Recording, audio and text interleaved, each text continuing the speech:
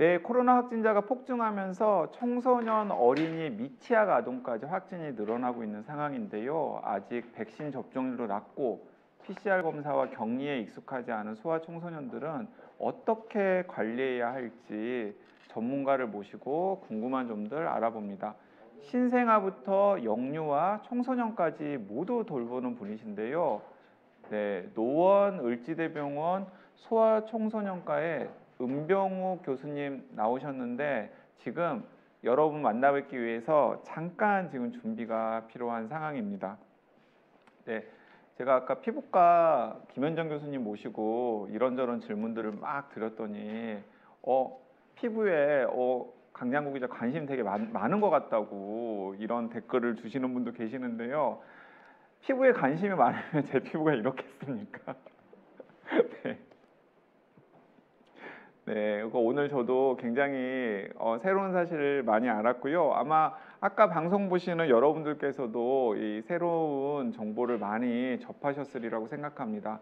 다시 한번 강조드리지만은 마스크 때문에 없었던 피부 트러블 생길 수 있으시니까요. 마스크 하루 종일 착용하고 나서 꼭 피부를 깨끗하게 하는 거 다시 한번 강조드리고 싶습니다. 네, 지금 노원 을지대병원 소아청소년과의 은병욱 교수님 지금 준비하고 계십니다. 은병욱 교수님 안녕하세요. 네, 안녕하세요. 네, 반갑습니다, 교수님.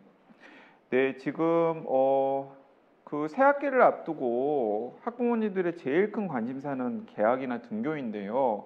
네. 오미크론의 전파 속도가 굉장히 빠른 상황에서 일단 교육당국은 최대한 정상 등교를 하겠다라고 지금 방침을 밝힌 상태입니다. 네. 3월이 오면서 약간 교수님도 긴장도 되시고 그러실 것 같은데 지금 상황을 어떻게 보고 계시는지 궁금합니다. 예, 지금 한참 하루 일 확진자가 이제 10만 명 가까이 근접을 했기 때문에 상당히 이제 병원 내에서도 병원 근무자뿐만 아니라 이제 입원 환자 또는 이제 보호자들에서도 확진 환자가 생기고 있는 상황이라서요. 상당히 많이 긴장하고 있습니다. 특히 제가 근무하고 있는 병원에서 감염관리실장을 하고 있다 보니까 예, 더욱더 많이 바빠졌고 지금 상황이 이제 3월까지 이어질 가능성이 높기 때문에 3월에 특히 이제 신학기가 돼서 개학을 본격적으로 하면 더 많은 환자가 발생할 가능성도 있고 그러면 이제 정상적으로 이제 전면 등교를 할 수 있을까? 저로서도 상당히 많이 좀 걱정이 되는 상황이라고 할 수 있습니다. 네, 그 개학하고 한 달간 유치원 초등학생들은 주 2회씩 신속 항원 검사를 하는 것을 지금 권고를 했어요. 교육당국은. 네. 이게 의무가 아니라 권고긴 합니다만은 일단은 전문가들 사이에서도 약간 회의적인 시각이 있는 것 같습니다. 이런 식의 검사가 조용한 전파를 막는데 특히 학교 내 확산을 막는데 과연 효과가 있을지를 놓고서 회의적인 전문가들이 많은 것 같은데 교수님은 어떻게 생각하시는지요? 결론적으로는 이제 효과가 일부 있을 것으로 예상은 되지만 그게 이제 정확히 얼만큼 측정할 수 있을 정도로 효과가 있다를 말하기가 지금으로서는 상당히 좀 어려운 상황이라고 할 수 있는데요. 그 이유가 이제 기본적으로는 이제 검사 자체가 갖고 있는 어느 정도 한계가 있습니다. 그러니까 많이 지금 최근에 이제 언론을 통해서 많이 보도가 됐지만 이게 그 검사의 정확성이라는 거는 기본적으로 이제 민감도와 특이도를 말하게 되는데 검사 제품마다 좀 차이가 있기는 있는데 이제 기본적으로는 이제 PCR 검사보다는 이제 민감도가 상대적으로 더 떨어진다고 알려져 있죠. 그러니까 여기서 말하는 민감도는 바이러스에 감염된 사람이 양성이라고 감염된 사람이 실제로 감염되었다라고 말하는 정도를 말하는 거죠. 예, 맞습니다. 그래서 이제 감염된 사람이 양성으로 나와야 그게 이제 100명이 검사했을 때 100명 다 양성으로 나오면 그게 이제 민감도가 100%인 건데요. 근데 이제 100명이 감염돼서 검사를 했는데 예를 들어 70%만 양성으로 나왔다 그러면 이제 민감도가 70%가 되는 거고 그 30명은 놓친 게 되는 거거든요. 그렇기 때문에 지금의 민감도를 실제로는 한 50에서 한 60% 그 사이로 보기도 하는데 그러니까 상당수의 이제 양성 환자를 놓칠 가능성이 있습니다. 더군다나 소아청소년들 같은 경우는 그 코로나 증상이 없거나 혹은 경미할 경우가 많기 때문에 그 체내에 있는 바이러스 양도 적어서 신속 항원 검사를 했을 때 더 안 걸러질 가능성도 높다라고도 할 수 있을까요? 근데 이제 그거는 그 바이러스의 양이 어떤 시기냐, 네. 그러니까 바이러스의 농도가 이제 낮은 시기에 검사하면 당연히 이제 놓칠 가능성이 높고, 바이러스 농도가 올라간 상태에서 검사하면 이제 양성으로 나올 가능성이 높아지는데, 이게 뭐 특별히 소아가 성인보다 뭐 바이러스 농도가 더 낮다라고 보지는 않습니다. 오히려 더 높을 때도 많이 네, 있기 네. 때문에 검사 자체가 뭐 성인보다 소아가 더 불리하다 이렇게 말할 수는 없는데, 이제 검사 시기에 따라서 하여튼 오늘은 음성이었지만 이제 내일은 또 양성으로 바뀔 수도 있거든요. 네. 그렇기 때문에 이제 검사를 뭐 여러 번 반복을 하다 보면 이제 그 검사의 부족한 민감도를 보완해 줄 수 있는 측면은 있지만,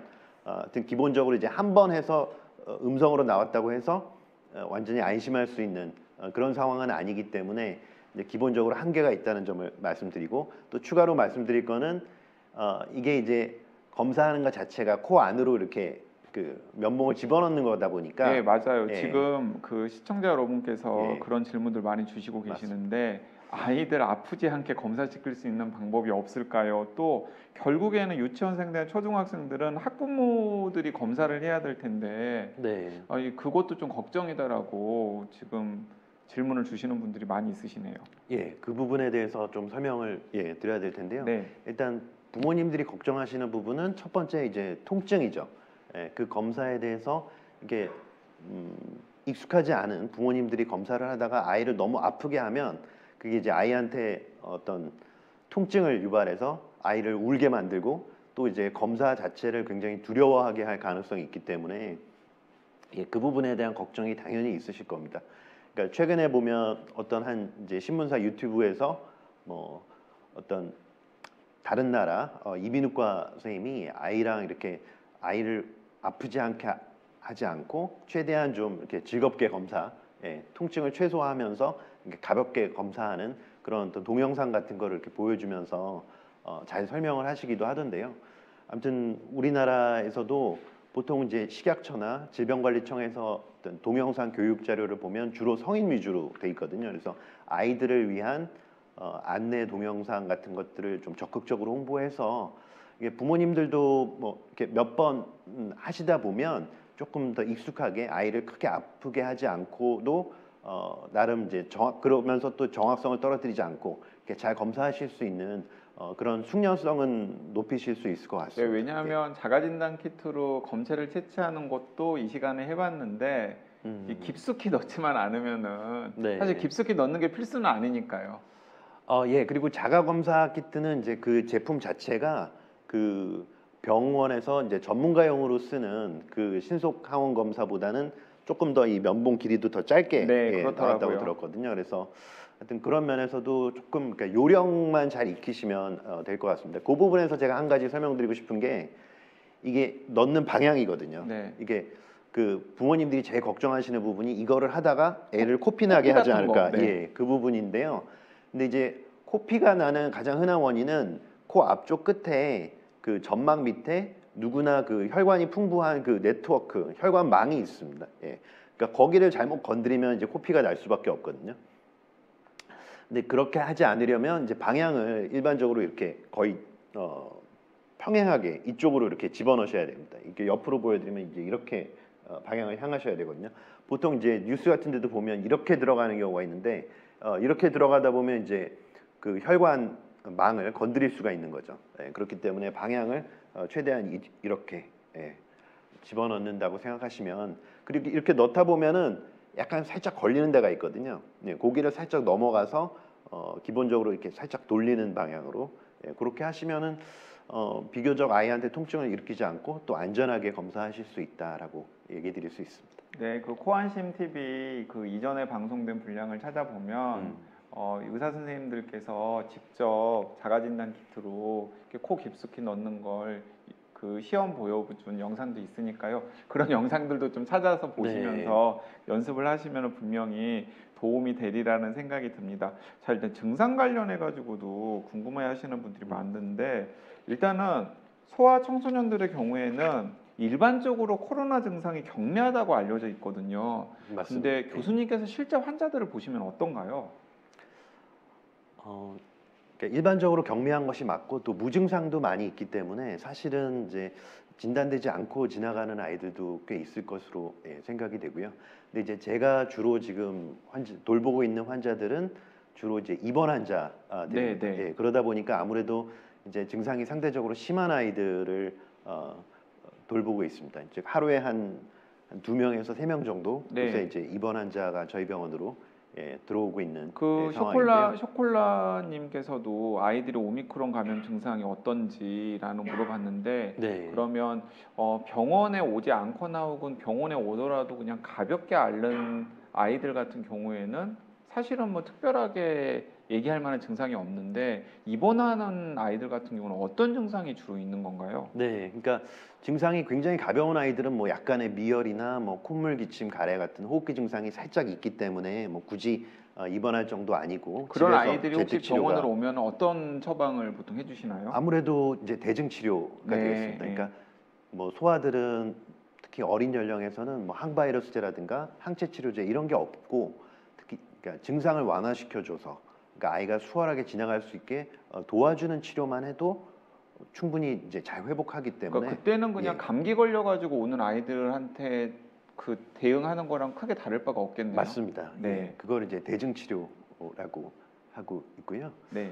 그런데 이제 증상이 좀 심해서 입원을 고려해야 될 정도로 오는 아이들이 있는데 그런 경우에 이제 연령에 따라서 상당히 좀 증상이 다르게 네, 나타나고 네. 있습니다.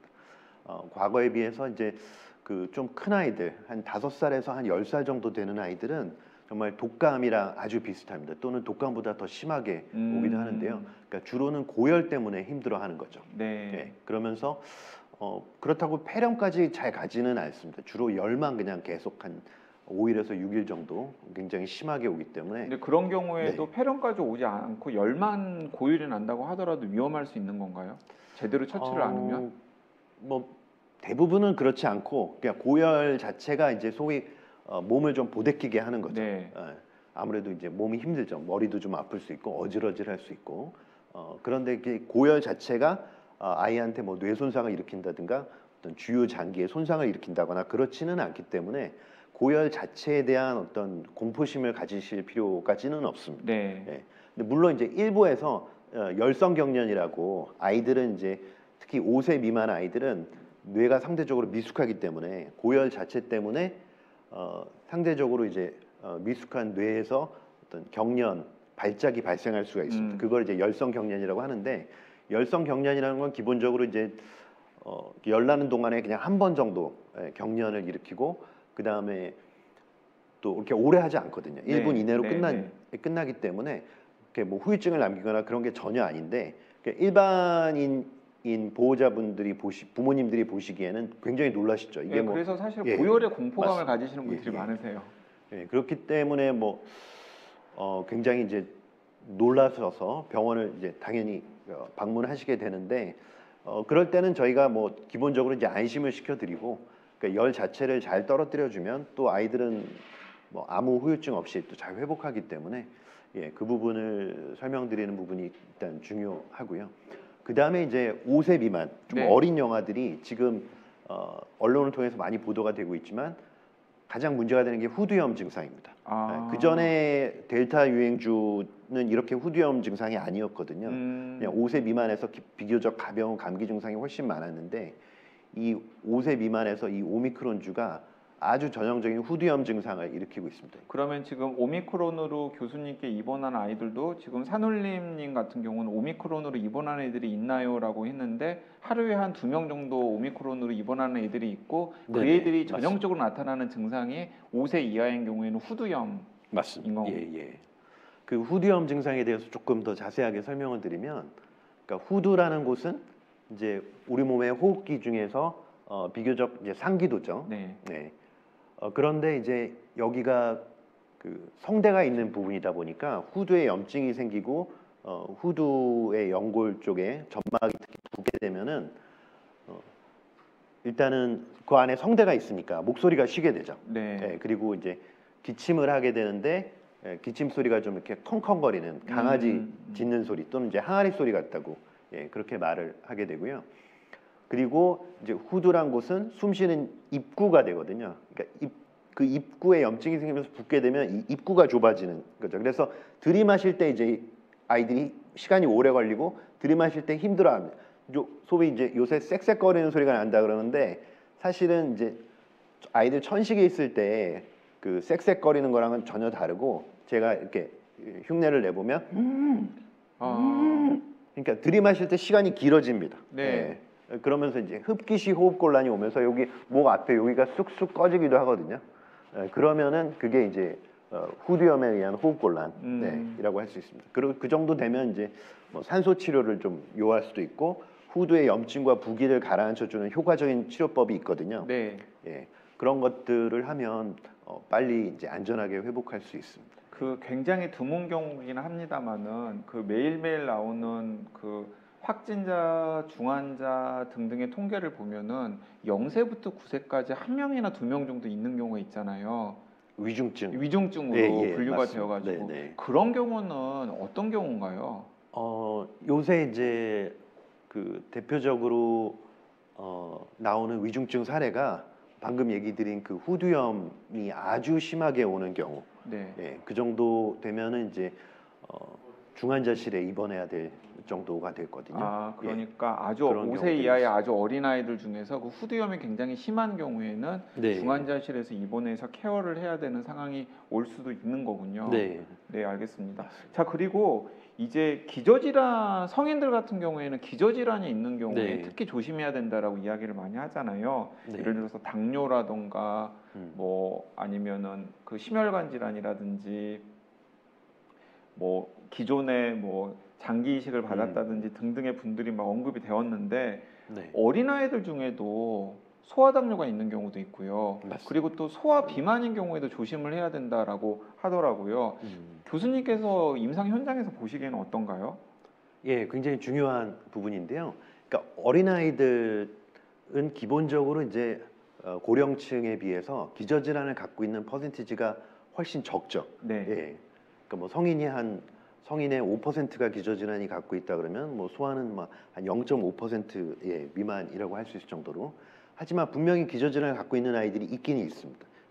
예를 들면 어떤 신경학적 질환, 뭐 뇌성마비라든가, 여러 가지 뭐 신경 근육계 질환을 가진 아이들도 있고, 또 뭐 면역 저하자, 어떤 항암 치료를 받고 있는 소아들도 분명히 있기 때문에 그 아이들한테는 이제 굉장히 위험할 수 있는데, 지금 이제 소위 고위험군이라고 소아에서 말하는 가장 대표적인 그 집단이 방금 얘기하신 이제 당뇨병 있는 아이, 그리고 두 번째로 이제 비만입니다.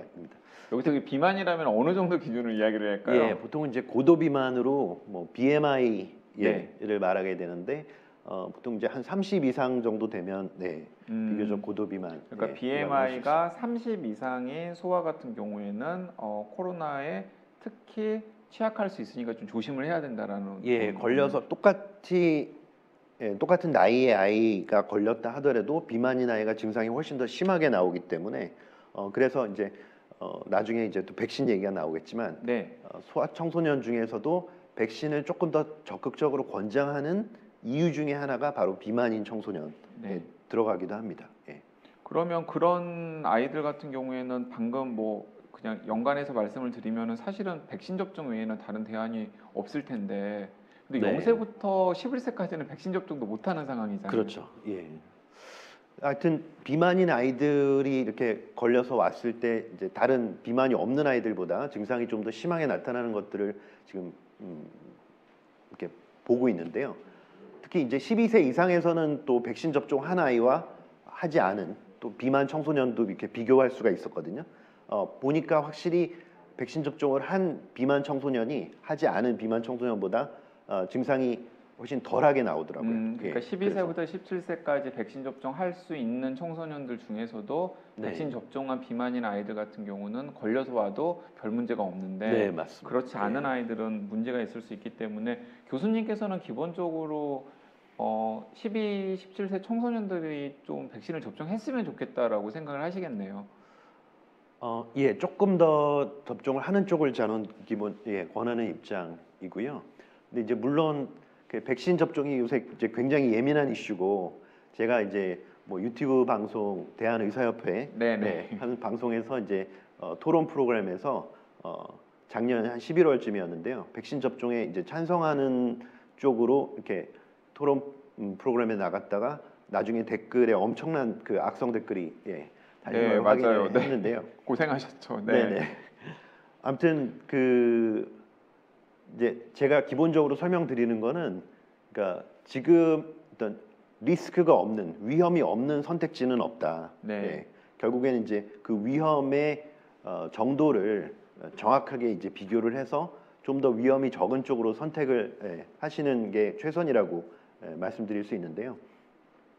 아무튼 기저질환이 있는 고위험군, 특히 비만 청소년 같은 경우에는 조금 더 이제 코로나19에 걸렸을 때 생기는 위험이 상대적으로 더 높기 때문에 좀 더 이제 접종을 권해드릴 수 있다 그렇게 말씀드릴 수 있고 또 한 가지 이제 아까 당뇨 네. 얘기 드렸는데 당뇨를 가진 아이들이 코로나19에 걸리면은 혈당 조절이 갑자기 확 안 돼 버리는 네. 혈당 수치가 굉장히 높게 올라가면서 당뇨병성 케톤산 혈증이라고 하는데요.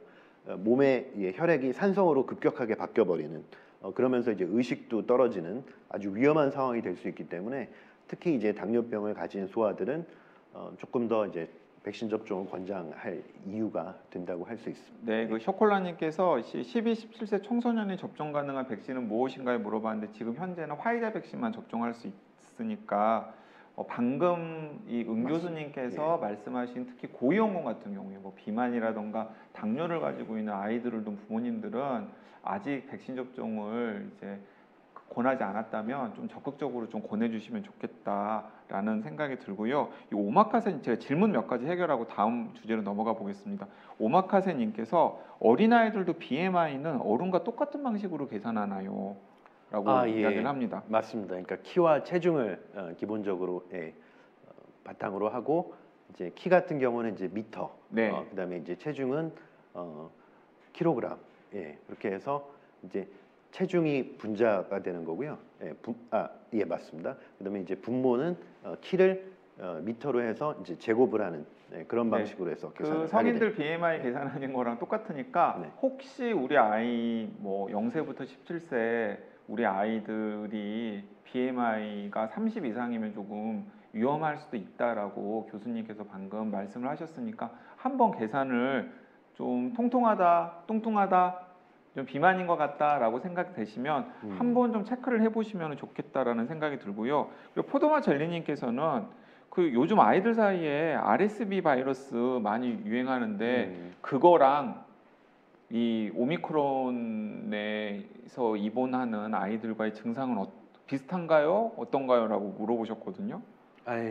그 RS 바이러스라는 게 이제 영유아들 특히 뭐 한 2세 미만 영유아들의 그 모세기관지염을 일으키는 또는 이제 바이러스 폐렴을 일으키는 가장 대표적인 호흡기 바이러스. 네네네. 그게 이제 매년 그 겨울에 유행을 하는데 이제 재작년 작년에는 사실 그렇게 많이 유행하지 않았습니다. 그러니까 예년보다.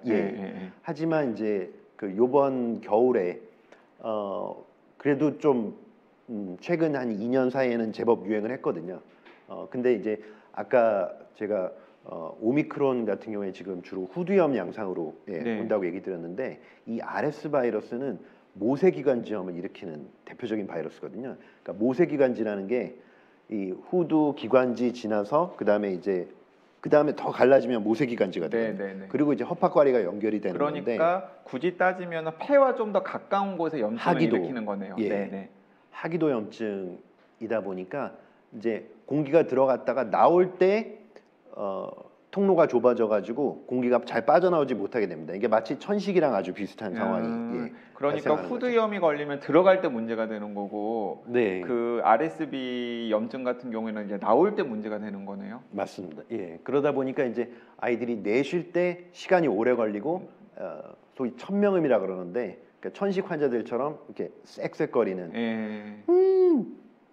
이런 식으로 이제 증상이 나타나거든요. 후두염하고는 또 완전히 반대죠. 그러면서 교수님, 숨 쉬는 것도 빨라지고. 죄송합니다만은 그러면은 후두염 때 그거 아까 네네. 저기 흉내 내셨던 거 한 네네. 번만 더 한번 더 해야 해주시죠. 될까요? 예.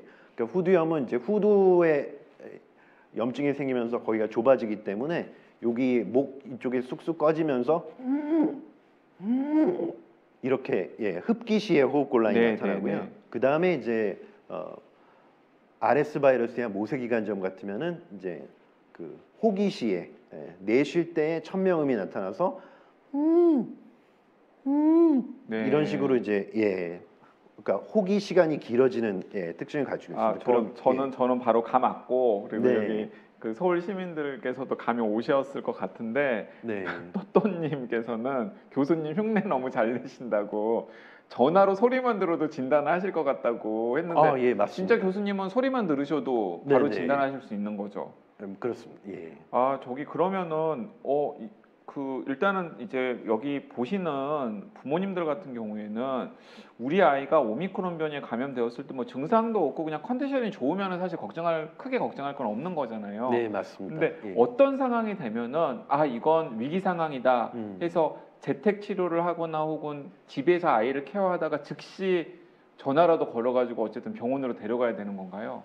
네. 이게 결국엔 이제 증상이 심할 때, 그러니까 재택 치료가 불가능할 때 일단 뭐 외래 진료센터를 방문하신다거나 또는 이제 입원을 고려하셔야 되는데요. 그러니까 보통은 이제 고열 자체 때문에 아이가 이렇게 너무 많이 힘들어한다. 그러니까 뭐 먹지도 못하고 그다음에 이제 아까 얘기 드린 대로 뭐 열성 경련을 자꾸 한다거나 그럴 때는 그것 때문에 이제 입원할 이유가 될 수 있고요. 그러니까 이제 열이 나는 것 자체가 막 그렇게 큰일이 나는 건 아닌데 예를 네. 들어서 열이 난 다음에 열도 나는데 컨디션이 너무 안 좋은 것 맞습니다. 같다거나 아니면 열성 경련, 특히 아이들 같은 열성 경련 같은 일들이 벌어지면은 아, 이건 집에서만 케어를 하기가 좀 어렵다라고 판단하고 병원을 데려가야 한다는 말씀이신 거죠? 네, 맞습니다. 결국 아이들은 이제 컨디션이 중요하거든요. 아이들은 뭐 네. 이렇게 고열 자체 때문에 몸이 힘들다 보면 이렇게 토하는 일도 많고 또 잘 못 먹고 그러면은 이제 탈수가 될 수 있습니다. 원인이 어떻든 간에 아이들이 심하게 탈수되면 그 탈수 자체가 아이를 위협하는 문제가 될 수 있기 때문에 탈수를 해결해 줄 목적으로 입원을 해야 되는 그런 상황도 얼마든지 발생할 수 있습니다. 예. 자, 그럼 그거랑 그리고 또 아까 이제 후두염 강조를 해주셨으니까 네, 맞습니다. 열은 그렇게 심하지 않는데 이제 아이가 좀 힘들어하는데 뭔가 후두염과 관련된 이런 증상들이 있으면 이것도 조금 병원에 데려가야 된다. 그것도 네. 좀 자세히 설명을 해주시죠. 결국에는 이제 호흡곤란이 네. 되는 거고 이제 후두염 증상이 심하게 나타날 때는 이제 입원을 고려하셔야 되는데요. 아까 얘기 드린 대로 이제 후두염 증상이 심해서 그 숨을 들이마실 때 힘들어지다 보면 결국에 이제 몸의 산소 포화도가 떨어지는 네. 저산소증이 발생할 수 있거든요. 그러면 이제 청색증, 입술 색깔이 파랗고 손발 끝에 색깔이 좀 파랗게 보일 수 있습니다. 그러면서 이제 숨 쉬는 게 가빠지고 아이가 이렇게 깔아지는 거죠. 그 정도 되면 이제 입원을 고려하셔야 되고 한 가지 더 얘기 드릴 거는 이제 정말 드물긴 하지만 이제 폐렴으로 진행하는 경우 네. 보통 이제 폐렴으로 진행하는 경우는 고열이 계속 지속되면서 이제 기침 가래가 점점 더 심해지는 거죠. 그러면서 이제 호흡곤란도 오고 그러니까 숨 쉬는 횟수가 점점 더 빨라지는 거죠. 그럴 때는 입원 치료를 고려하실 중요한 이유가 되는 게 되겠습니다. 네, 그러면 이건 뭐 말을 할 수 없는 신생아나 영유아뿐만 아니라 이제 그 뭐 초등학교 저학년 같은 경우에도 다 좀 해당이 되는 체크 방법이라고 생각을 할 수 있겠네요. 네, 맞습니다. 네, 알겠습니다. 자, 그리고 이번 주 월요일부터 노바백스 백신 접종이 시작이 되었잖아요. 네. 근데 노바백스 백신 접종은 그 플랫폼만 염두에 두면은 예를 들어서 뭐 그 청소년들한테는 자궁경부암 백신으로 생각하는 뭐 인유두종 바이러스 백신이라던가 비형 간염 바이러스 백신이라던가 뭐 이런 것에 쓰였던 플랫폼이기 때문에 네. 소아 청소년 백신 대안으로도 쓸 수 있지 않아? 라고 생각하시는 분들도 있을 것 같은데 어떻게 생각하시는지. 예, 맞습니다. 그러니까 지금 기존의 소아 청소년에게 사용하고 있는 mRNA 백신이 이제 비교적 새로운 플랫폼이기 때문에 기존의 익숙한 방식의 플랫폼을 가진 단백 항원 백신을 이용해서 이제 접종을 하기를 원하시는 부모님들이 이미 많이 계신 것을 알고 있습니다. 아, 이미 많이 계세요? 네네. 네. 노바백신 백스가 나오기를 기대하고 있는 부모님들이 있으셨는데요. 아쉽지만 현재 이제 식약처에서 사용한 허가 연령대가 이제 18세 이상 네. 성인에서만 이 노바백스 백신이 허가되었기 때문에 아직까지는 조금 기다리셔야 될 것 같습니다. 네. 네. 그래서 아마 조만간 뭐 몇 달 후에 그 청소년 또 소아에서도 이제 허가가 되면 그때 이제 접종하실 수는 있겠습니다. 네. 자, 그 약간 이제 결이 다른 질문인데요. 코로나19 이후에 태어난 아이들이 신체적, 정서적 발달에 이 팬데믹이 안 좋은 영향을 끼쳤다라고 하는 연구 결과가 있나 봐요. 네. 그 실제로 어쨌든 간에 다양한 연령대의 소아 청소년들을 보고 계시니까 네. 그런 징후가 현장에서 좀 느껴지시나요?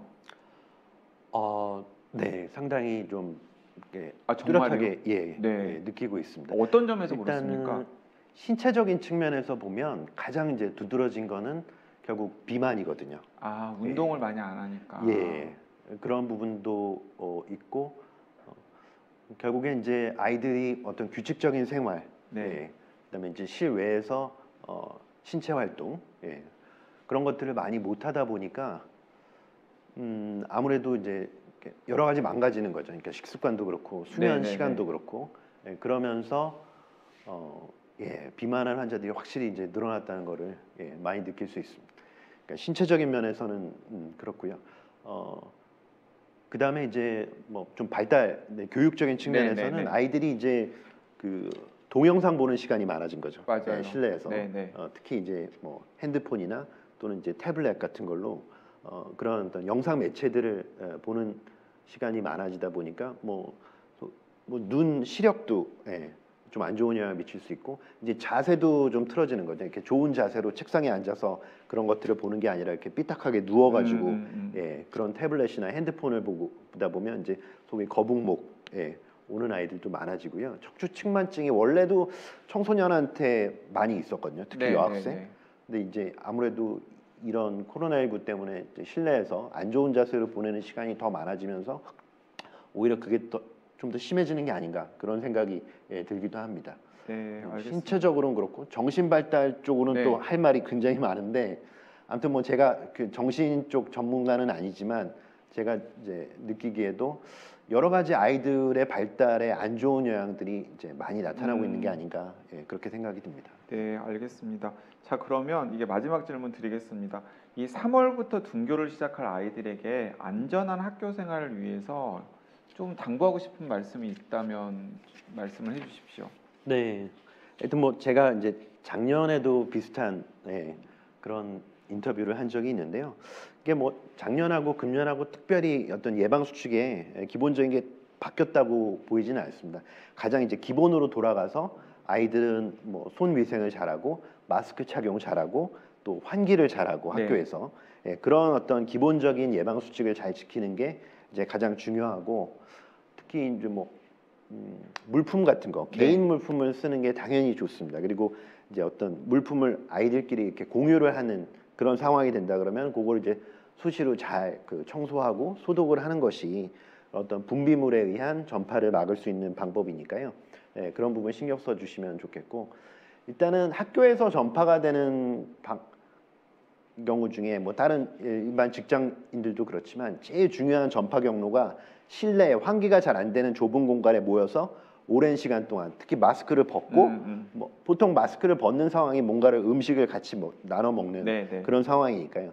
이제 그럴 때 감염될 위험이 가장 높습니다.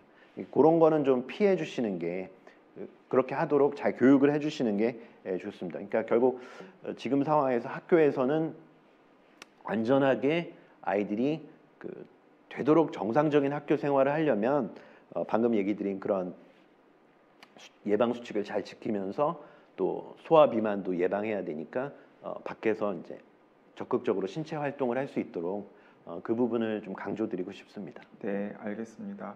자, 바쁘신데 나와주셨는데 마지막으로 지금 불안해하는 소아 청소년 부모들과 시민들에게 전하고 싶은 말씀 듣고서 오늘 보내드리겠습니다. 뭐 지금 사실은 이제 소아들은 기본적으로 뭐 고령층 또는 이제 기저질환을 갖고 계신 그런 어른들에 비해서는 물론 이제 대부분은 별 문제 없이 잘 회복하고 있습니다. 네. 하지만 이제 여러 가지 지금 이렇게 확진자 수가 늘면서 가장 문제가 되는 거는 특히 이제 어린 소아들 같으면은 결국 뭐 입원을 하게 되거나 뭐 재택 치료를 할 때 결국 누가 돌봐 주실 부모님 또는 보호자가 있어야 되거든요. 네, 그러다 보면 이게 이제 확진된 소아들이 많아지다 보면 결국 이제 부모님들이 특히 이제 맞벌이 가정 같은 경우에 이제 네. 출근을 못 하시는 네. 예, 문제가 생기고 또 이 아이가 입원하게 되면 또 보호자로 누군가 한 분은 돌보시러 같이 입원을 하는 그런 상황이 발생하거든요. 그렇기 때문에 아무튼 지금 이렇게 확진자가 많아지다 보면 소위 이제 필수 인력, 사회 유지를 위한 필수 인력에 근무하시는 특히 부모님들이 근무를 못하게 돼서 사회가 어느 정도 좀 이렇게 정상적으로 기능을 하지 못하게 되는 그런 상황이 우려가 되고 있습니다. 그래서 가능한 이제 아이들이 감염되지 않도록 기본적인 예방 수칙을 잘 지켜주시도록 그렇게 신경을 써주시고 설사 이제 아이들이 감염되더라도 대부분은 별 문제 없이 잘 회복할 수 있다는 것에 조금 위안을 삼을 수 있을 것 같고 한 가지 주의하실 점은 이제 아이들은 비교적 가볍게 앓고 지나가지만 아이들의 이제 조부모님 네. 같은 경우에는 또 아이들한테 감염되면 굉장히 또 심하게 앓으실 수 있기 때문에 아이가 이제 의심되는 증상이 있으면 일단은 조부모님 댁에 찾아가지는 않도록 하는 그런 것부터 이제 먼저 신경 써주시면 크게 이제 도움이 될 것 같습니다. 네, 알겠습니다. 네, 오늘 바쁘신데 나와주셔서 너무나 감사드리고요. 네, 불러주셔서 감사합니다. 네, 서울 시민 또 부모님들께 많은 도움이 되었으리라고 생각이 듭니다. 네, 네. 감사합니다.